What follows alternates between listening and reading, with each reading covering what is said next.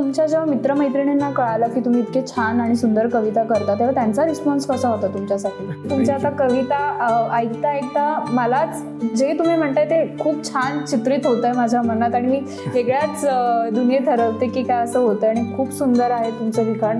म्हणजे आज मी पॉडकास्ट केलाय तो म्हणजे रिसर्च करून केलेला दिसतो. किंवा असा अविस्मरणीय क्षण जे तुम्ही कधीच विसरू शकत नाही तुम्ही आमच्याबरोबर शेअर कराल का? अत्यंत उत्तम लेखक, कवी, गझलकार आणि गीतकार यांची आहे. आतापर्यंतचा प्रवास कसा वाटतो आणि भविष्यामध्ये तुम्हाला काय करायला आवडेल? इतक्या छोट्या मोठ्या बारकाईच्या गोष्टी तुम्ही गेल्या तर मला आवडला हा प्रश्न करायचा. इथे आमच्याकडे तुझ्यासाठी एक सरप्राईज आहे.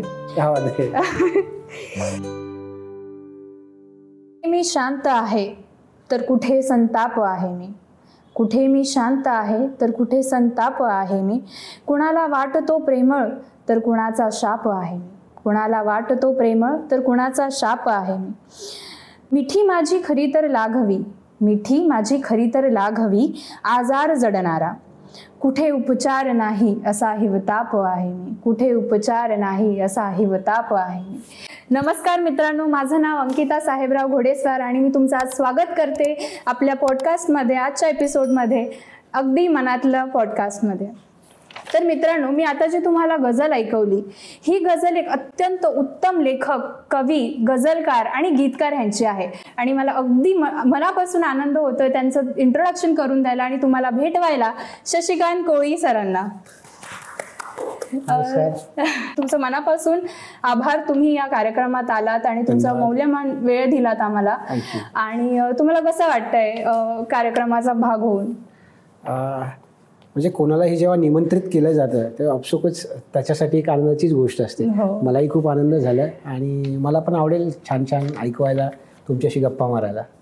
नाईस. आणि आम्हालाही खूप आनंद झाला की तुम्ही आलात इथे आणि खूप आम्ही अपेक्षा करतो की तुमच्याकडून खूप अशाच गझल आणि कविता आज ऐकायला आम्हाला मिळतील. जरूर जरूर. तर सर, आम्ही म्हणजे प्रश्नाची सुरुवात करूया आपण एपिसोडला. तर तुम्ही लिखाणाला कधी सुरुवात केली? लिखाणाची सुरुवात जे हा प्रश्नाचं उत्तर खरं तर मला परत एकदा माझ्या शाळेतल्या दिवसांमध्ये घेऊन जातोय मला. कारण कुठल्याही गोष्टीची सुरुवात होत असताना आपल्याला तो पाया महत्त्वाचा असतो. तर माझी कवितेची पायाभरणी झाली ती माझ्या शाळेत झाली. कारण मी शाळेपासून लिहायला सुरुवात केली. अगदी 7वी 8वीला असल्यापासून मी लिहितो आहे. त्यात पण एक असं झालं की आपल्याला म्हणजे आपण शाळेचा विषय निघतो तर शाळेमध्ये तुम्हाला माहिती असेल आपल्याला त्या काळी निबंध असायचा. म्हणजे एक्झाममध्ये लिहिण्यासाठी निबंध, तो 15 मार्काचा निबंध असायचा. तर मी निबंध जो लिहायचो एक्झाममध्ये ना, तो निबंध माझे शिक्षक शाळेमध्ये वाचून दाखवायचे की निबंध इतका छान असा लिहायचा असतो म्हणून. आणि त्यात मला ते 15 पैकी 15 मार्क्स त्या निबंधाला ठरलेले असायचे. त्यामुळे सर ते वाचून दाखवायचे शाळेमध्ये की तुम्ही निबंध असा लिहा.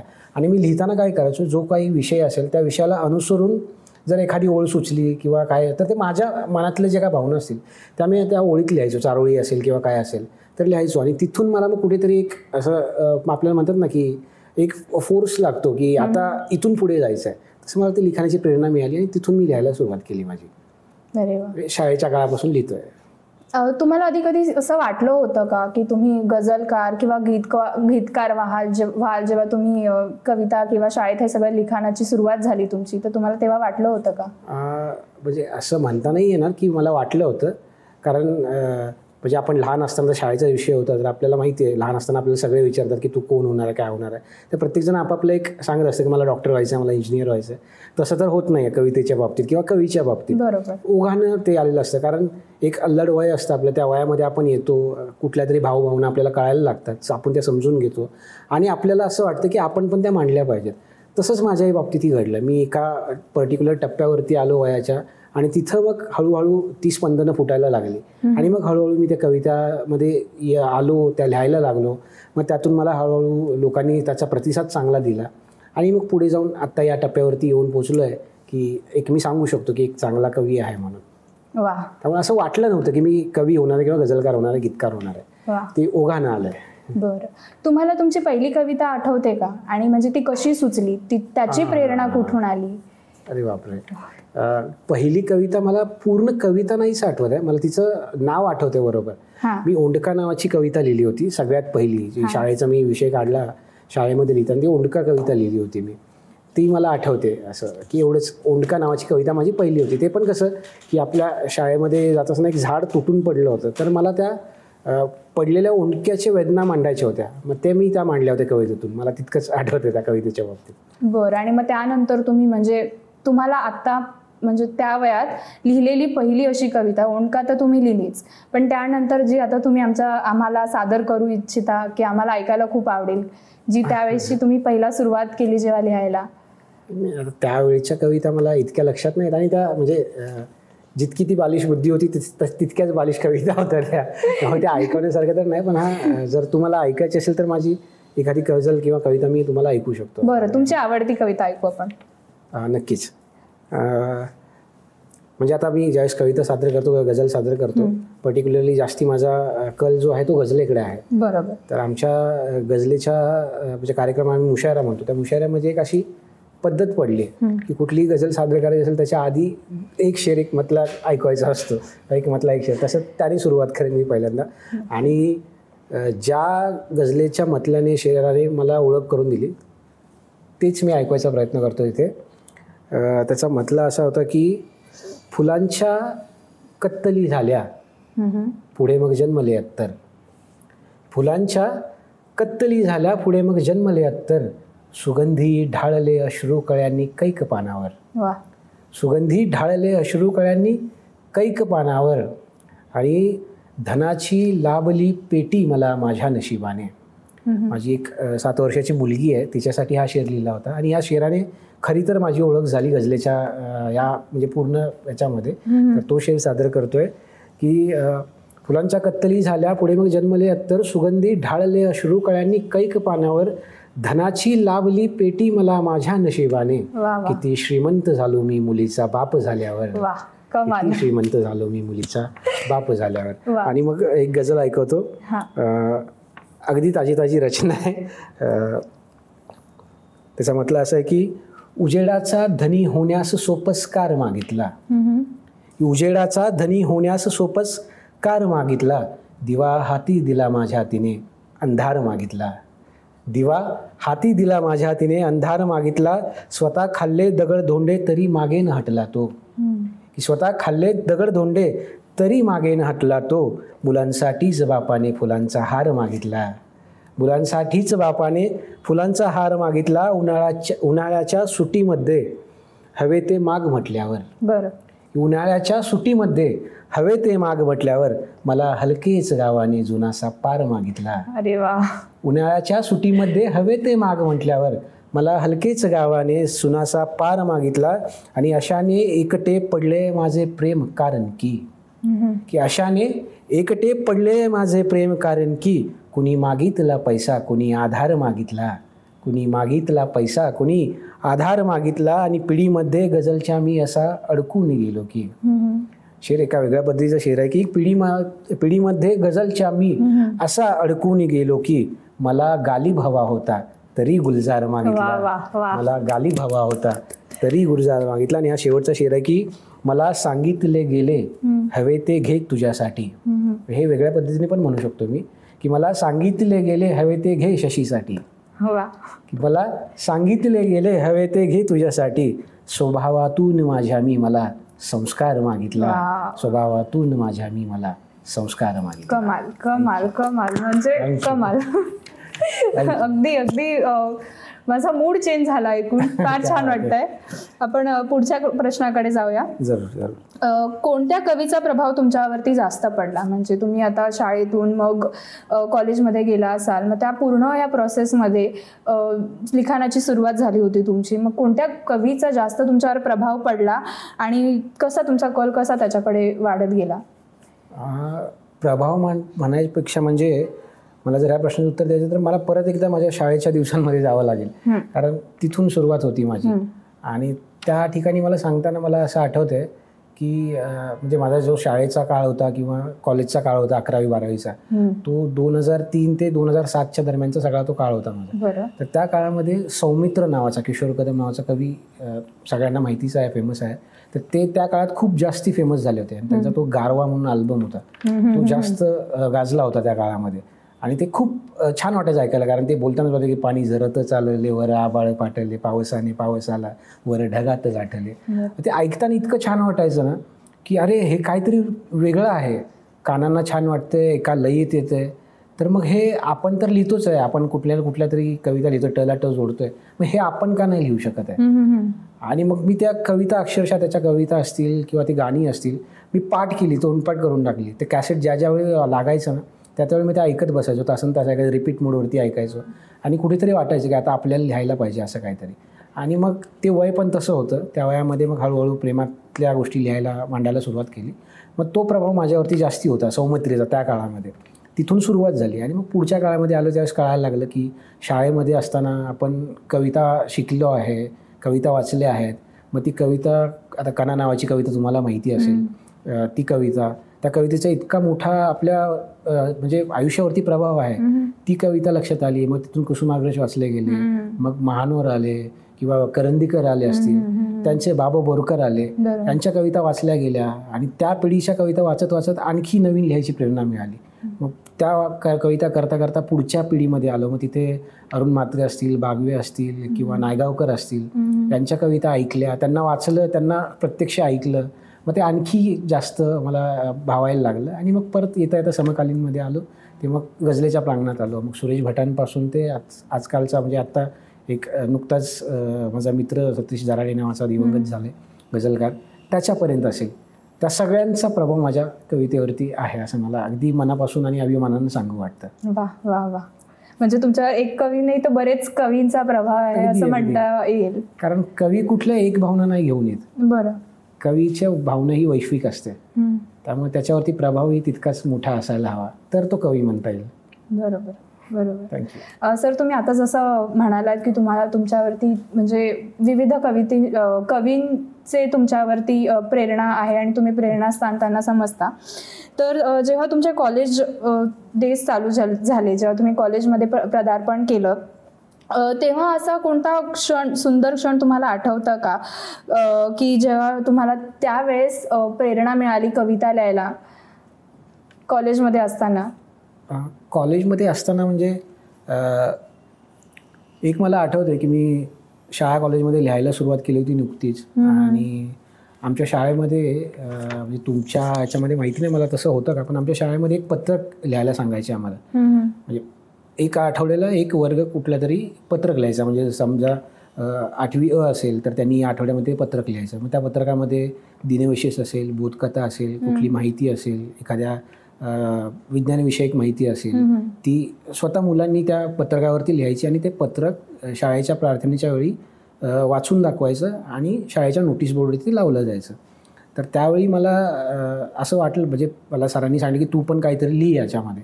मग साहजिकच मला लिहायची थोडीफार आवड नुकतीच लागली, तर मी ठरवलं की मी माझी कविता लिहीन म्हणून. आणि मग त्यासाठी मी एक कविता लिहिली. आणि ती कविता आता कुठली शाळेचं पत्रक आहे, नोटीस बोर्डवर लागणार आहे, तर बाकीच्या प्रेमाच्या वगैरे कविता लिहून तर चालणार नाही. मी शाळेवरती कविता केली त्यावेळी.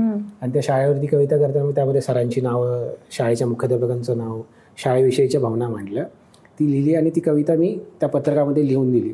तर ती पत्रक ज्यावेळेस वाचून दाखवलं गेलं, हे मला सांगताना खूप म्हणजे असं भरून येतं आहे. पण कारण ते वाचून दाखवलं त्यावेळेस सरांनी सांगितलं होतं बाकीच्या मुलांना की बाकी जे तुम्ही लिहिले ते सगळ्या तुम्ही वाचा, पण ज्यावेळेस ही कविता येईल ना ती मला वाचायची, मला वाचून दाखवायची सगळ्यांना. मग ते इनामदार सर म्हणून होते, ते मराठी शिकवायचे आम्हाला, त्यामुळे त्यांना ती आवडली होती कविता. मग त्यांनी ती कविता सगळ्या शाळेसमोर, अगदी 5वीपासून ते 12वीपर्यंतची शाळेची प्रार्थना एकत्र व्हायची, त्या सगळ्यांसमोर ती कविता वाचून दाखवली. आणि माझं कौतुक केलं की इतकं छान लिहितो या वयामध्ये, छान वाटलं आम्हाला, आणि इथून पुढे तुझा प्रवास चांगला व्हायला पाहिजे. मग मुख्याध्यापकांनी त्यासाठी मला बक्षीस वगैरे दिलं.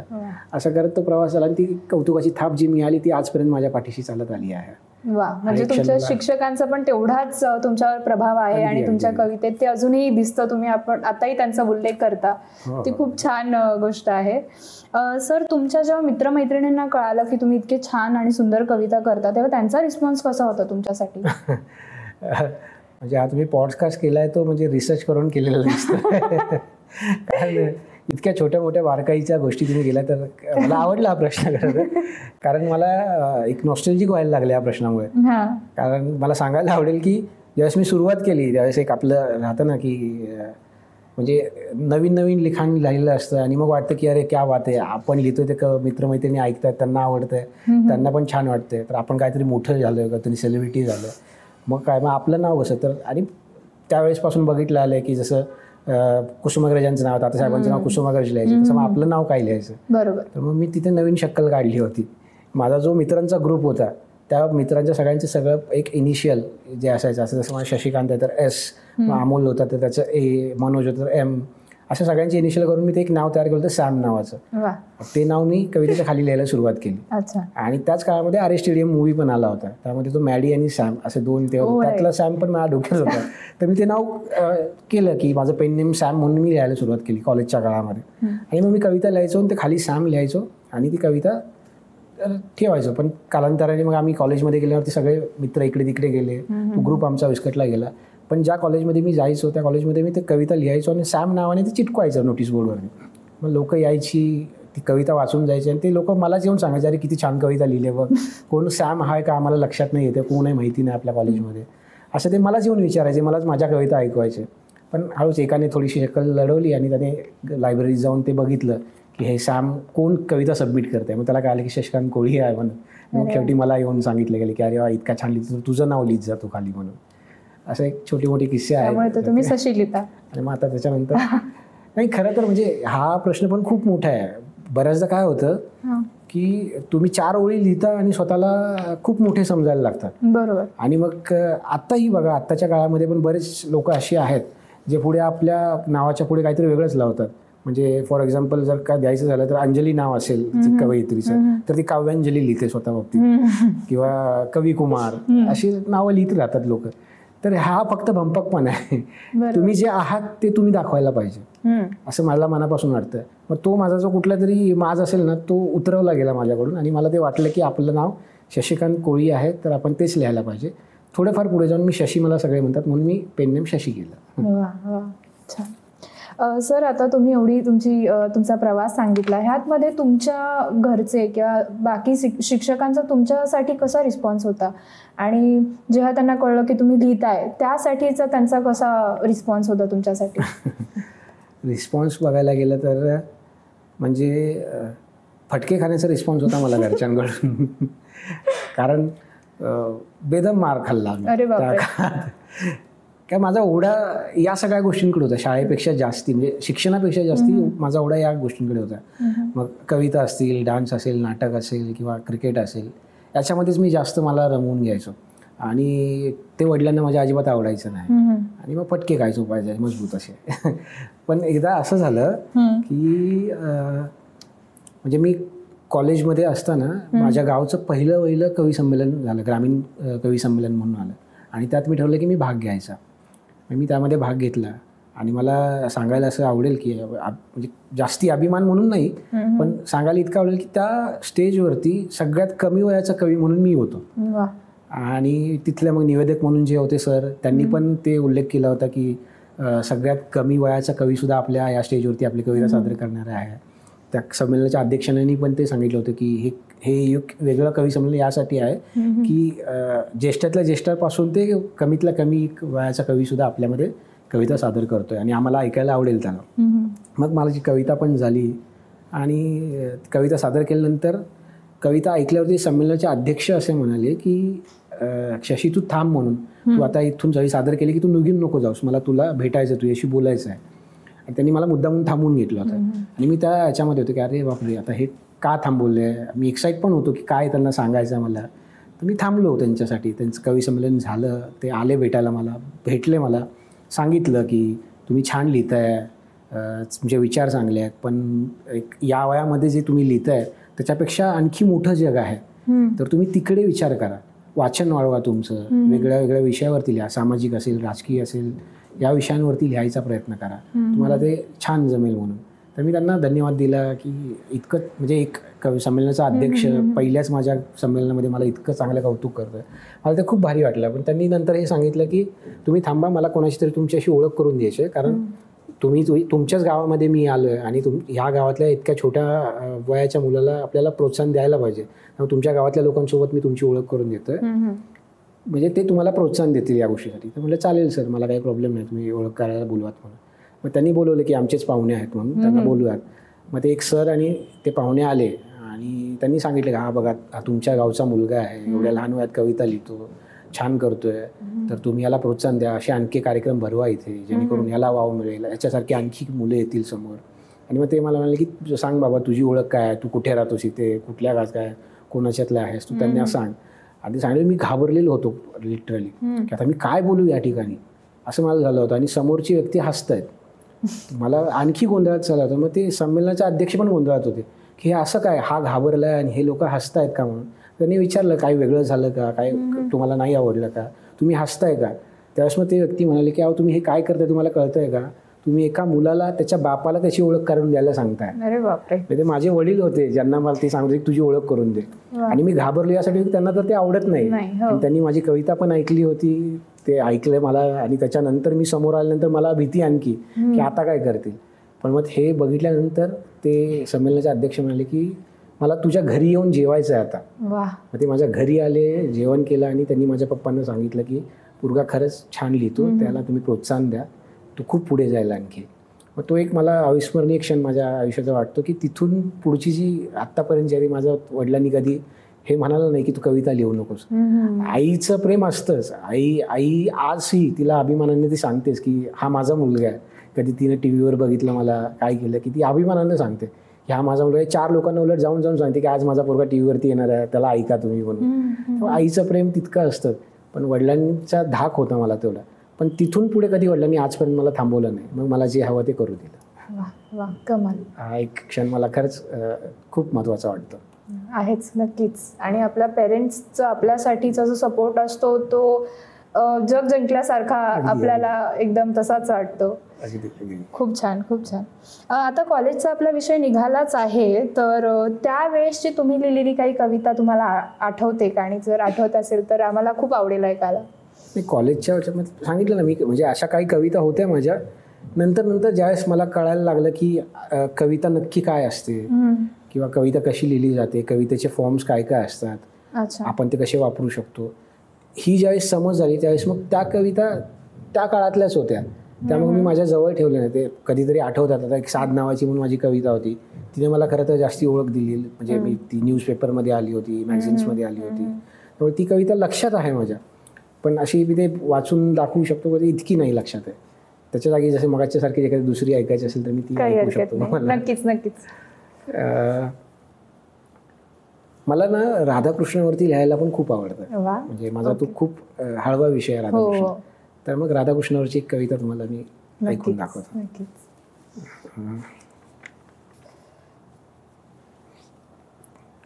ती कविता अशी आहे की हे विरहाचे गाणे आहे, हा विरहाचा पावा. की हे विरहाचे गाणे आहे, हा विरहाचा पावा. कृष्णा तुझ्या मिठीला चाफ्याचा गंध यावा. कृष्णा तुझ्या मिठीला चाफ्याचा गंध यावा. आणि हृदयामधली कळडोहाच्या पार तळाला गेली.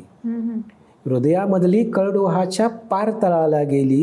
ही कसली चिंता राधे, ही कसली चिंता राधे, जी खोल खोल रुतलेली. जवळ असे घे माझ्यासोबत कवेत चाफा घ्यावा. कृष्णा तुझ्या मिठीला चाफ्याचा गंध यावा. कृष्णा तुझ्या मिठीला चाफ्याचा गंध यावा. छनछन वाजत पैंजण आले, काठावर हिरमुसले. की छनछन वाजत पैंजण आले, काठावर हिरमुसले. लहरींसोबत वाट पाहण्या कोण अनावर बसले. लहरींसोबत वाट पाहण्या कोण अनावर विसले. मोर पिसांची उधळण व्हावी, पाऊस फुलांचा व्हावा. कृष्णा तुझ्या मिठीला चाफ्याचा गंध यावा. आणि एक कडवं आहे की नीरव शांतता बोलत आहे या विरहाचे गाणे. की नीरव शांतता बोलत आहे या विरहाचे गाणे. अपार माया देऊन नंतर हात सोडून जाणे. नीरव शांतता बोलत आहे या विरहाचे गाणे. अपार माया देऊन नंतर हात सोडून जाणे. दुःखाचा कुठल्या वेळेला सांग सोहळा व्हावा. कृष्णा तुझ्या मिठीला चाफ्याचा गंध यावा. आणि की राधे राधे म्हणता म्हणता वाट सरू चुकलेला. की राधे राधे म्हणता म्हणता वाट सरू चुकलेला. मोरपीस दिसलेले तेथे रंग निळा दिसलेला.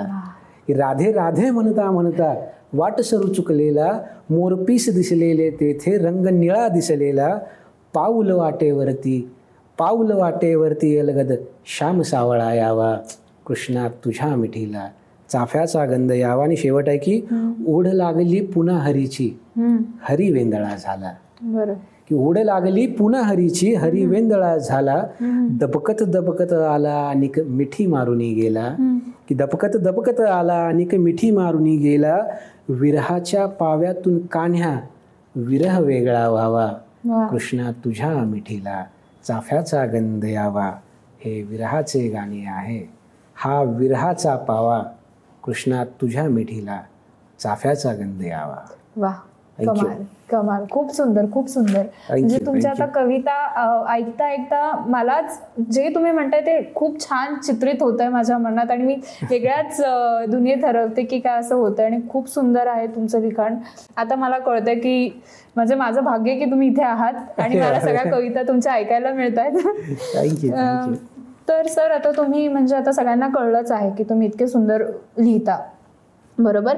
तर जेव्हा आजपासून प्रवास चालू झाला ते आतापर्यंत तुम्हाला तुमचा पहिला ब्रेक कसा मिळाला, आणि त्यानंतर मग तुमचं रिॲक्शन कसं होतं, की तुम्हाला कसं म्हणजे तुम्ही कसं ते प्रोसेस केलं, किती आनंद झाला तुम्हाला, काय तुमच्या भावना होत्या त्यावेळेस? पहिला ब्रेक मला म्हणायला चालेल तर हाच जो मी आत्ता किस्सा सांगितला की माझ्या वडील ऐकायला आले होते, तोच माझ्यासाठी खूप महत्त्वाचा होता. कारण पहिल्यांदा मी सगळ्यात आधी माझ्या म्हणजे गावचंच पहिलं ग्रामीण साहित्य संमेलन होतं, त्याच्यामध्ये मी कविता सादर केली. तोच माझा पहिला ब्रेक होता. हा, पण मला एक वेगळी खंत पण त्या गोष्टीची आहे की मी फक्त पहिल्या कवी संमेलनामध्येच तिथे होतो. त्यानंतर आजपर्यंत मी त्या कवी संमेलनामध्ये कधी उपस्थित राहू शकलो नाही आहे. बघूयात पुढच्या आयुष्यामध्ये परत एकदा बोलवलं जाईल दिवस नक्कीच जाईन मी तिथे. नक्कीच. हाच माझा पहिला ब्रेक होता. नक्कीच. सर, प्राथमिक शाळेमध्ये जेव्हा मराठीच्या पुस्तकामध्ये अशी कविता वगैरे येते तेव्हा म्हणजे कवितेमध्ये 3 वेगवेगळे भाषेचे शब्द असतात. तर मराठी भाषेची आता सध्या जी स्थिती आहे किंवा मराठी शाळेची जी स्थिती आहे, आता तुम्ही जसं सांगताय तुमचा प्रवास, त्यातून म्हणजे खूप मराठी कविता आणि मराठी वाचन त्याला खूप प्राधान्य दिलं गेलं, त्यामुळे तुम्ही एवढं छान आता लिहिताय किंवा म्हणजे आता तुमचा प्रवास चालू आहे. तर त्या कंपॅरिझनमध्ये आताची जी मराठीची स्थिती आहे त्याबद्दल काय म्हणाल तुम्ही? आता जी तुम्ही म्हणालात की त्या कवितेमध्ये 3 भाषा वापरल्या गेल्या, बरं. तो सध्याचा एक किस्सा आहे त्या कवितेचा. खरं तर बालभारती पुस्तकात छापली गेली, जी मराठीच्या नावाखाली त्याच्यामध्ये असे बरेचसे शब्द होते, वन्स मोर वगैरे. ठीक आहे, ही चूक आपण कवयित्रीची म्हणू शकत नाही खरं तर. कारण जसं की मराठी शाळेचा मुद्दा तुम्ही घेतलात की मराठी शाळा पण तशा पद्धतीनं असाव्या लागतात की त्याच्यावरती किती आपलं शिक्षण खातं जबाबदार आहे हे पण बघायला गेलं पाहिजे. कारण ती कविता जी पुस्तकामध्ये सामील करून घेतली ती त्यांनी घेतली, त्यांची कोणती तरी समिती असेलच ना. त्यांना त्यावेळी लक्षात नाही आलं की बाबा हे अशा पद्धती मराठीच्या बालभारतीच्या पुस्तकामध्ये आपण ही कविता छापतोय आहे, तर त्यांनी तिथे त्याच्यावरती घ्यायला पाहिजे. आणि मला असं वाटतं की त्या कवितेपेक्षा जास्ती चर्चा झाली ती त्या कवयित्रीची झाली, कारण ती कवयित्री सेलिब्रिटी होती. आता मग ती अपशुकच आहे की ती पोचलीच आहे तिथे वशिल्याने, त्याच्याशिवाय तर त्यामध्ये येणार नाही म्हणून. त्यामुळे मला कुठेतरी जाणवतं की शिक्षण खात्याचं पण इकडे दुर्लक्ष होत आहे. आणि मराठी या भाषेचं सांगायचं झालं तर मला असं वाटतं की ज्यावेळेस आपण छत्रपती शिवाजी महाराजांचा विजय असो हे आपसूक म्हणतो ना, हा विजय असो काय येतं तोंडातून माहिती आहे, कारण ते आपल्यामध्ये रुजलं गेलं आहे. मग ज्यावेळेस तुमचं रुजलेलं असतं ना तुमच्या तिकडे, तर ते कधी मरत नाही. आणि शिवाजी महाराजांचं मी यासाठी सांगतोय कारण भाषा टिकण्यासाठी किंवा भाषा संवर्धन होण्यासाठी महाराजांनी काय केलं, आपला पूर्ण कारभार मराठीमध्ये आणला. आणि इथे काय होतंय, आपले जे आजचे कारभारी आहेत ही लोक मराठी शाळा बंद करत चालले आहेत. तुम्हाला कारभार चालवायचा तर तुमची भाषा पुढे आणणं गरजेचं आहे. तर मग ती वाचली पाहिजे. तुमची मराठी शाळा जर वाचली तर तुमची मराठी भाषा वाचणार आहे, मराठी कविता वाचणार आहे, मराठी साहित्य वाचणार आहे. हा मुद्दा लोकांच्या लक्षात नाही येत आहे सध्या, आणि तो मला खूप महत्त्वाचा वाटतो. आणि यासाठी मग काय करायचं असेल तर आपल्याला मराठी शाळा टिकवायला लागतील, आपल्याला वाचन वाढवावं लागेल, मराठी साहित्य वाचलं गेलं पाहिजे, बोललं गेलं पाहिजे, तितक्याच पद्धतीने ते पुढे आणलं गेलं पाहिजे, असं मला अगदी मनापासून वाटतं. अगदीच. ते नक्कीच, आणि ते व्हावं लवकरात लवकर, आपण अशी सदिच्छा ठेवू शकतो. हा नक्कीच. म्हणजे आजच्या काळाप्रमाणे तर आपण म्हणू शकत नाही की सदिच्छा ठेवू शकेन. बरोबर. पण आपण करू, आपल्याकडून एक पाऊल पुढे टाकता आलं तर हरकत नाही. खरंच आहे. सर, तुम्ही आता तुमच्या गावाविषयी खूप माहिती दिली. तर तुमच्या गावाचा तुमच्या आयुष्यामध्ये खूप महत्वाचा सहभाग आहे, बरोबर? तर मग त्या मागचं कारण नक्की काय आहे आणि त्याबद्दल तुम्हाला नक्की काय वाटतं? म्हणजे मला याच्यावरती मी ना दोन ओळी लिहिल्या होत्या की हळूहळू झेप घेतली भरधाव राहिलो, की हळूहळू झेप घेतली भरधाव राहिलो, मी शहरामध्ये राहून सुद्धा गाव राहिलो. कारण मला गावाची ओढ आहे, मला ती गावची माती, कारण त्यातून मी वरती आलो. म्हणजे माझं पूर्ण शिक्षण गावामध्ये झालं. माझं पूर्ण आयुष्य म्हणता येईल की मी जे काही सामंजस्यपणा आहे ते गावामधून घेऊन आलो. तर मला त्या गावाची ओढ आहे. मी कधी आत्ताही कुठल्याही कार्यक्रमाला गेलो किंवा काय गेलो तर माझी ओळख देताना मी आवर्जून त्यांना सांगतो की तुम्ही तिथे माझ्या गावाचं नाव घेऊन सांगा, मी तिथून आलोय असं सांगा. कारण त्या मातीशी नाळ जोडलेलं मला असं वाटतं की ज्याने आपल्यावरती संस्कार केलेत ना, ते संस्कार आपण विसरता कामा नये. त्यामुळे मला गावाचा अभिमान आहे, आणि जसा मला माझ्या गावाचा अभिमान आहे तसा गावालाही माझ्याविषयी अभिमान वाटतो. म्हणून त्यांनी मला माझ्या गावचा मायनी भूषण पुरस्कार सुद्धा दिलाय. त्यामुळे मला आहे गावाशी ओढ तेवढी. वा, कमाल. आता सर, साहित्य संदर्भात एखादा तुमचा गमतीशीर किस्सा तुम्हाला सांगायला आवडेल का? किंवा असा अविस्मरणीय क्षण जे तुम्ही कधीच विसरू शकत नाही, तुम्ही आमच्याबरोबर शेअर कराल का? ते अशी गमतीशीर किस्से फार घडतात आजकाल बऱ्याचशा कार्यक्रमामध्ये. अविस्मरणीय क्षण तर मी तो तुम्हाला आधीच सांगितला की म्हणजे माझीच ओळख मला वडिलांची द्यावी लागली, तो क्षण तर आहेच माझ्या अविस्मरणीय. पण गमतीशीर सांगायचं म्हटलं तर आम्ही म्हणजे आता कार्यक्रम करतो तर 6-7 जण मिळून तो कार्यक्रम असतो आमचा, बरोबर. तर तसाच एक कार्यक्रम आम्हाला मिळाला होता. मला निमंत्रित केलं गेलं होतं त्या कार्यक्रमासाठी, आणि मी अगदी वेळेवरती पोचलो. 7 वाजताचा कार्यक्रम होता, मी 7 वाजता पोचलो होतो तिथे, आणि बघतो तर आलं कोणीच नव्हतं. मग मी आयोजकांना विचारलं की बाकीचे कोणी आलेत का नाही आलेत, तर ते नव्हते आले. मग मी सगळ्यांना फोन करायला सुरुवात केली. तर ज्याने आम्हाला एकत्रित बोलवलं होतं त्याला विचारलं तर तो सांगतोय की मला थोडासा वेळ होईल यायला, तोवरती बाकी लोक येतात, ते आले की तुम्ही कार्यक्रम सुरू करा, मी येतो म्हणून. त्यामुळे चालेल. मग बघता बघता आणखी एक जण आला, तो येऊन थांबला. तो पण बोलतोय अरे अजून कसे नाही आलेत. मग तो पण फोन करतोय. मग जसे फोन करेल तसं प्रत्येकाचं एक कारण यायला लागलं बाय की मला नाही जमत आहे यायला, मला नाही जमत आहे, हा नाही बोलतो, तो नाही बोलतोय. असं करत करत शेवटी ज्याने कार्यक्रम ठरवला त्याला फोन केला तर तो पण मला बोलतो की अरे नाही शशी, मला पण नाही जमत आहे यायला. आता करायचं काय? 7 वाजताचा कार्यक्रम, आम्ही पोचलोय 7 वाजता बरोबर. समोर प्रेक्षक आहेत. तो आयोजक सारखा सांगतो की आपल्याला ज्यासाठी आपण वाट बघतात ते कवी आले आहेत, आता कार्यक्रम थोड्याच वेळात सुरुवात होईल, कॅन्सल करू नाही शकत आहे. आणि मग शेवटी काय दोघांनी ठरवलं की चला आपण दोघं आहोत तर दोघं कार्यक्रम करायचा, आणि आम्ही दोघांनी मिळून तो कार्यक्रम केला. तिथे पार पडला. कार्यक्रम छान झाला. तो दुसरा जो होता तो गाऊन कविता सादर करणारा होता, त्यामुळे मी त्याला जास्ती प्राधान्य दिलं की तू इथून सुटत राहा कंटिन्यू, जेणेकरून लोक जे गेय कविता ऐकली की लोक ऐकतात, शांत राहतात, ती ऐकतात पूर्णपणे. त्यामुळे त्याला जास्ती मी हे केलं. आणि महत्त्वाचं म्हणजे काय, नंतर असेल, तू माझा आवाज बघितलाच असशील कसं आहे, नंतर मलाही राहलं नाही गेलं, लोकांना शांत बघायचं, मी पण गाऊन सादर केली. आज पण अशा पद्धतीने खेळीमेळीत तो कार्यक्रम पार पडला. आणि विशेष म्हणजे आम्हाला 7 जणांचं जे काय मानधन होतं ते मानधन आम्हाला दोघांना मिळालं. म्हणजे त्यांना इतका तो कार्यक्रम आवडला. तर ती एक गमतीशीर किस्सा मला तो आठवतोय. छान छान.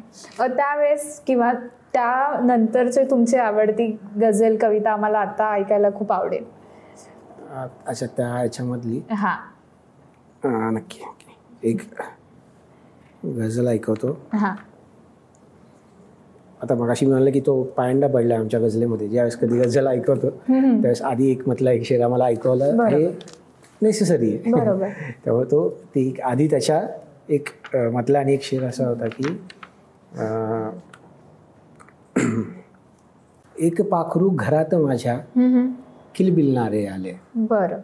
एक पाखरू घरात माझ्या किलबिलणारे आले, घरात माझ्या मुलगी आली, आले सारे आले, घरात माझ्या मुलगी आली, आले सारे आले. आणि या काठावर राधा बसली, त्या काठावर कान्हा, या काठावर राधा बसली, त्या काठावर कान्हा, विरह मांडला म्हणजे आले दोन किनारे आले, वा. विरह मांडला म्हणजे आले दोन किनारे आले. आणि मग गझल ऐकवतो बरं.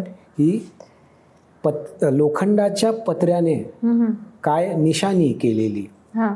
की लोखंडाच्या पत्र्याने काय निशाणी केलेली, त्यांनी तलवारी केल्या मी फुलदाणी केलेली, वा, वा. त्यांनी तलवारी केल्या वा. मी फुलदाणी केलेली.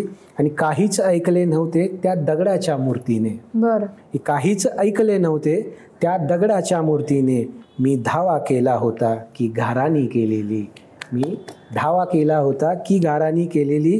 आणि मी कधीच रडलो नाही नुसता गहिवरलो होतो, की मी कधीच रडलो नाही नुसता गहिवरलो होतो, मी माझ्या आयुष्याची नुसती हानी केलेली. आणि एक शेर असा होता की हा जाब मला कृष्णाला विचारावा वाटत आहे, बरं. की हा जाब मला कृष्णाला विचारावा वाटत आहे, तू माझ्या राधेची का राधाराणी केलेली, तू माझ्या राधेची का राधाराणी केलेली. आणि शेवट आहे की ती उदास झाल्यानंतर ऐकते अजून ही गाणी, की ती उदास झाल्यानंतर ऐकते अजून ही गाणी, त्यामुळेच मी कवितेची माझ्या गाणी केलेली, त्यामुळेच मी कवितेची माझ्या गाणी केलेली. थँक्यू. म्हणजे माझ्या गझल कविता तर सुरूच असतात लिखाण, त्यासोबत मी एक माझं गोष्टी तुझ्या मनातल्या नावाचं राधाकृष्णावरचं सदर असतं ते मी कंटिन्यू लिहित असतो. त्याचे आतापर्यंत मला ते 50 भाग मी लिहिले आहेत. आणि पुढे जाऊन मी तेच पुस्तकात स्वरूपात आणणार पण आहे. आणि त्यासोबत मग मी गीत लेखन पण करत असतो. तर आता एक अपकमिंग मराठी फिल्म येते, त्यासाठी पण मी लिहिलं आहे. साधना सरगम यांनी ते गायलं गाणं, तर तेही गाणं आता नुकतंच प्रदर्शित होईल काही दिवसामध्ये, तेही मिळेल. आणि बाकीची अल्बमची गाणी तर मी लिहित असतोच. सध्या असं लिखाण सुरू आहे माझं. वा वा. आणि त्या गाण्याला भरभरून प्रतिसाद मिळावा नक्की अशी इच्छा. दादा, गझल लिहिणं म्हणजे एक साधना असते, बरोबर? तर त्यावरती तुझं काय म्हणणं आहे? आणि दुसरं म्हणजे ही जी साधना आहे, गझल आहे, ते तुला काय देऊन गेली? गझल साधना आहे असं आपण म्हणतो. साधना या कारणासाठी, कारण ज्यावेळेस आपण लिहित असतो किंवा आपण आपल्या भावना मांडत असतो, त्या प्युअर असतात, है ना, त्या पूर्णपणे नितळ असतात, कारण त्या आपल्या मनातून आलेल्या असतात. मग त्या पुढच्यांपर्यंत जातात किंवा पुढच्यांना त्या कळतात. त्यामुळे ती एक साधना म्हणू शकतो आपण. आणि नक्कीच गझल ही साधनाच आहे, कारण त्यासाठी खूप काही करावं लागतं. कारण गझल अशी सहजासहजी सापडत नाही. ती एक लय आहे, तो एक ठोका आहे. तो का तुमच्या हातामध्ये सापडला ना, तर मग तुम्ही त्या नादामध्ये जातात. त्यामुळं मला नक्कीच हे सांगायला आवडेल की गझल हा प्रकार साधनेचा प्रकार आहे. ते तुम्ही तसेच लिहायला लागते आणि तशीच लिहावी असं मला मनापासून वाटतं. वा. गझल लिहिताना त्यामागे जे व्याकरण असतं त्याबद्दल बऱ्याच जणांना गैरसमज असतो, मग त्याबद्दल तू काय सांगशील? गैरसमज म्हणजे आता असं म्हटलं जातं की खूप अवघड आहे म्हणून लिहिणं. पण आता तुम्ही जर का बघितलं असेल की तुम्ही मनाचे श्लोक जर बघितले तर ते पण एक वृत्त आहे. ते एका वृत्तामध्ये लिहिलेलं आहे. कधी अवघड वाटत नाही आपल्याला, म्हणताना सहजासहजी म्हटलं जातं. ते पण एक वृत्तच आहे ना, ते त्यामध्ये लिहिलं आहे. तर तितकं अवघड नाही आहे. हे फक्त आपल्या विचारांवरती आहे की आपल्याला काय वाटते.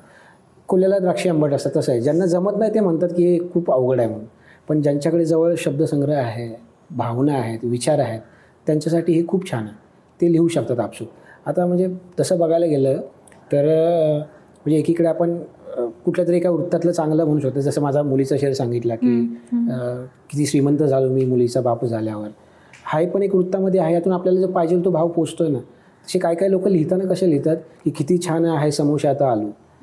आता यातून काय मिळणार आहे तुम्हाला ना? लिहिलं तर तुम्ही वृत्तामध्ये आहे. हा वृत्तांचा सांगाड आहे फक्त, भावना नाही आहेत त्याच्यामध्ये, काहीच नाही आहे त्याच्यामध्ये. तर असं म्हटलं जातं की म्हणजे गझलेचा प्रवास कसा असतो. आता ज्यावेळी तुम्ही वारीला जाता, बरोबर, वारीला झाल्यानंतर एका ठिकाणी अशी एक वेळ येते की जिथून कळस दिसतो आणि मग सगळे वारकरी धावत सुटतात कळसाकडून तिथपर्यंत. तर मला हे सांगाल की जे वृत्त आहे ना, हा कळस आहे लांबून दिसणारा, पण गझल जी आहे ना तो गाभार आहे विठोबाचा. तुम्ही तिथे पोचलात ना की तुम्ही अंतर्मुख पावलात तर तुम्हाला गझल सापडली. कळसाला बघून तुम्ही पळणार, डोईवरी तुळस तो कळस बघत तुम्ही जाणार कळसापर्यंत. म्हणजे पांडुरंग मिळतो ना त्याला गझल मिळतो. वा वा वा, कमाल. वा, सुंदर सुंदर, म्हणजे प्रश्नाचं उत्तर पण तुम्ही इतके सुंदर देताय. सुंदर. तुम्हाला असं वाटतं का कवीला नेहमी वेड्यात काढलं जातं किंवा म्हणजे नाही, कसं राहतं माहिती आहे का, कवीला एक स्वतःची म्हणजे आंतरिक होण्याची शक्ती आहे, मी तर म्हणतो. त्याचं स्वतःचं एक ब्रह्मांड आहे. म्हणजे जसं आपण म्हणतो ना की बाहेरच्या जगामध्ये चंद्र आहे, सूर्य आहे, तारे आहेत, तसं कवीचं स्वतःचं एक ब्रह्मांड आहे. त्याचा स्वतःचा चंद्र आहे, त्याच्याचं स्वतःचा सूर्य आहे, तो त्याच्यावरती लिहित असतो. आणि कवी आपल्यामध्ये का बोलत असतो माहिती आहे का, ह्या गोष्टीसाठी कुसुमाग्रजन म्हणजे तात्यासाहेबांनी खूप छान म्हटलं आहे की ते असं म्हणतात की म्हणजे घरंदाज कानांना भिंतींना सुद्धा कान असतात, घरंदाज भिंतींना सुद्धा कान असतात, म्हणून आपण आपली गुपिते अशी मोकळ्या रस्त्यांना सांगावी. त्यामुळे कवी कधी बघा कुठल्या तरी एकांत क्षणामध्ये एकट्याशी बोलत राहतो आणि म्हणून तो आपली गुपिते मोकळ्या रस्त्यांना सांगतो. आणि मग ते लोकांना वाटतं की हा वेडा आहे की काय, पण तसं नसतं. त्याला सांगायचं असतं पूर्ण सृष्टीला, कारण त्याच्याकडून त्याला मिळत असतं, तो त्याला परत देत असतो. मला लोक वेडा म्हणत असतील म्हणू देत ना, पण जे मिळतं ते त्यांना वेडे बनवतं. खरं खरं, कमाल. वा. आयुष्या मागचा प्रवास पाहताना तुम्हाला तुमचा आत्ताचा पर्यंतचा प्रवास कसा वाटतो आणि भविष्यामध्ये तुम्हाला काय करायला आवडेल? प्रवास तसं म्हणायला गेलं ना तर आता म्हणजे तशी बघायला गेलं तर ओळख माझी कवितेपुरती राहिली आहे. एक कवी, गीतकार, गझलकार म्हणून माझी ओळख आहे. तर हा प्रवास सांगताना मला असं म्हणजे नारायणपुरी म्हणून कवी आहेत, त्यांनी असं लिहिलं आहे की कविता म्हणजे अस्तित्वाचे देणे, स्वतःच आपली राख उधळत जाणे. ही वेदनेची राख उधळत जाणे हाच प्रवास आहे आणि हाच प्रवास राहणार आहे इथून पुढे पण. मागचाही असाच प्रवास झाला आहे. तर ह्या प्रवासाविषयी काय, काहीतरी मिळवलं आहे किंवा काहीतरी अचीव केलं आहे याच्यापेक्षा मी कुठल्या तरी टप्प्यावर येऊन काहीतरी बनलो आहे, ही जी अनुभूती आहे ना, ही मला खूप महत्त्वाची वाटते. आणि मग तेच आहे का, इथून पुढेही अशीच राख उधळत जायची आणि हेच करत राहणार आहे. वा, कमाल. दादा, तू इतक्या छान गप्पा मारतोयस की ह्या गप्पा संपूच नाही असं मला वाटतंय आणि मी दिवसभर हे करू शकते. पण आता इथे एक टर्निंग पॉइंट आहे आणि इथे आमच्याकडे तुझ्यासाठी एक सरप्राईज आहे. आय होप ते तुम्हाला आवडो. ओके, एक मिनिट. फुलांच्या कत्तली झाल्या, अरे बापरे, जन्मले अंतर. फुलांच्या कत्तली झाल्या, पुढे मग जन्मले अंतर. सुगंधी ढाळले अश्रू काळ्यांनी कैक पानावर. किती सुंदर. शशिकांत कोळी म्हणजे माझा तरुण गझलकार मित्र शशी. हाय शशा.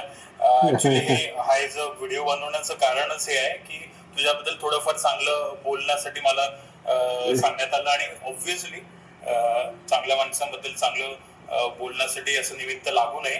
आणि मला गझलेने किंवा मराठी कविता लेखनाने जी खूप चांगली माणसं भेटवली त्यातलं एक नाव म्हणजे शशिकांत कोळी हे आहे. नक्कीच शशा एक उत्तम गझलकार आहे. महाराष्ट्रातल्या उत्तम लिहित्या लोकांमध्ये जर कोणाचं नाव येत असेल आणि तरुण लोकांमध्ये, मी म्हणेन माझ्या आणि शशाच्या वयामध्ये बरंच अंतर आहे, पण मी तरी त्याला हक्काने आणि अधिकारवाणीने त्याला हाक मारतो. आणि महाराष्ट्रातल्या उत्तम गझलकारांपैकी एक नाव शशिकांत कोळी हे नक्कीच आहे. शशा आणि मी एका क्षेत्रातले आहोत. मी रुग्णांना सांभाळतो आणि हा औषधांच्या क्षेत्रामध्ये काम करतोय आणि त्याच्या बऱ्याच गझला, बरेच शेर मला तोंडपाठ आहेत. म्हणजे तो किती ताकदीचा कवी आहे, किती ताकदीचा गझलकार आहे हे सांगायला वेगळं सांगायची गरज मला असं वाटत नाहीये. त्याच्या लेखीवरच्या ज्या शेर आहेत ना त्या अप्रतिम लेवलला त्याने घेऊन गेलेला आहे. आणि त्याखेरीज जो भाग बऱ्याच कमी लोकांना माहिती आहे तो म्हणजे त्याच्या श्रीकृष्णावरच्या कविता. म्हणजे तो बराच मुक्तछंदही लिहू शकतो आणि गद्यात लिहू शकतो. म्हणजे गझलकार चांगला कवी असतो, तो चांगला गझलाही लिहू शकतो. आणि शशिकांत कोळी, मी जसं नाव उच्चारतोय त्याच्या नावामध्येच कोळी असल्यामुळे त्याच्या शब्दांच्या जाळ्यामध्ये प्रत्येक श्रोता, प्रत्येक रसिक अडकायला काही म्हणजे हे भाग्यच आहे की त्याच्या शब्दांमध्ये प्रत्येक जण अडकतोय आणि तो तितकं ताकदीचं लिखाणही करतोय. शशी, तुझ्या पुढच्या वाटचालीसाठी, तुझ्या भविष्यासाठी खूप खूप शुभेच्छा. क्या बात आहे. हा सगळं काही खोटं बोललंय. म्हणजे हा इतका कौतुक नाही करू शकत माझं. पण तरीही खूप मोठा माणूस आहे गजानन मिटके. माझ्या बरोबरीनेच म्हणजे माझ्या आधीच्या पिढीमध्ये पासून लिहितोय तो. त्याच्याकडे बघून पण आम्ही शिकत आलोय. तो भले सांगत असेल की माझ्या सोबतीचा वगैरे, पण ठीक आहे. थँक्यू गजा. खूप चांगलं बोललास. पण तुला हे सांगितलं गेलं म्हणून बोललं आहेस हे लक्षात असू दे तुझ्या. पण आता परत कधी वेळ मिळाल तर खरं खरं बोलशील. थँक्यू. वा. शशिकांत दादा, थँक्यू सो मच. तू तुझा एवढा मौल्यवान वेळ आम्हाला दिलास आजच्या एपिसोडसाठी आणि इतकं सुंदर आपलं बोलणं झालं. माझ्या एक्सपेक्टेशनपेक्षाही खूप जास्त. मी जेव्हा सुरुवात केली सर आणि हे झालं आणि बोलता बोलता मलाच कळलं नाही मी एवढी कम्फर्टेबल कधी झाले. आणि ते खरंच तुला श्रेय जातं. त्यामुळे खूप खूप धन्यवाद तुझा. आणि तुझी अशीच उत्तरोत्तर प्रगती होत राहो आणि तुला खूप सुंदर अशाच गझल कविता सुचत राहो आणि खूप तू मोठा माणूस हो आणि आमच्या पॉडकास्टवरती सतत यावं अशी खूप मनापासून आमची इच्छा आहे. So thank you so much. Thank you so much. Thank you. मी नक्कीच जे काही एक्सपेक्टेशन्स आहेत त्यावरती पूर्णपणे मी प्रयत्न करेन की मी त्यावरती तसा उभा राहीन सगळ्यांच्या समोर. Thank you so much. थँक्यू. तर मित्रांनो, मी इच्छा करते की तुम्हाला आजचा हा एपिसोड खूप आवडला असेल आणि आज शशिकांत दादाची तुमची ओळख झाली तर प्लीज त्याच्या कविता जाऊन बघा, ऐका आणि त्यांनी जसं सांगितल्याप्रमाणे मराठीचं वाचन आणि कविता जर तुम्हाला सुचल्या असतील किंवा त्याच्या प्रेरणा घेऊन जर तुम्ही एखादी कविता किंवा काही पुस्तक वाचलं असेल ते नक्की कमेंट सेक्शनमध्ये आम्हाला कळवा. आणि असंच तुमचं आमच्यावरती प्रेम भरभरून राहू द्या. धन्यवाद. आणि अजून एक गोष्ट, आपलं आता चॅनल खूप प्रगती करते आणि आपल्या चॅनलला खूप नवीन लोक जोडत आहेत. तर असंच ह्या व्हिडिओलाही तेवढंच प्रेम द्या आणि लाईक, शेअर, सबस्क्राईब करा. आणि जर अजून केलं नसेल तर लगेच सबस्क्राईब करा. आम्ही असेच खूप नवीन नवीन पॉडकास्ट आणि नवीन नवीन व्यक्तिमत्व तुम्हाला भेटायला घेऊन नक्की येऊ. धन्यवाद.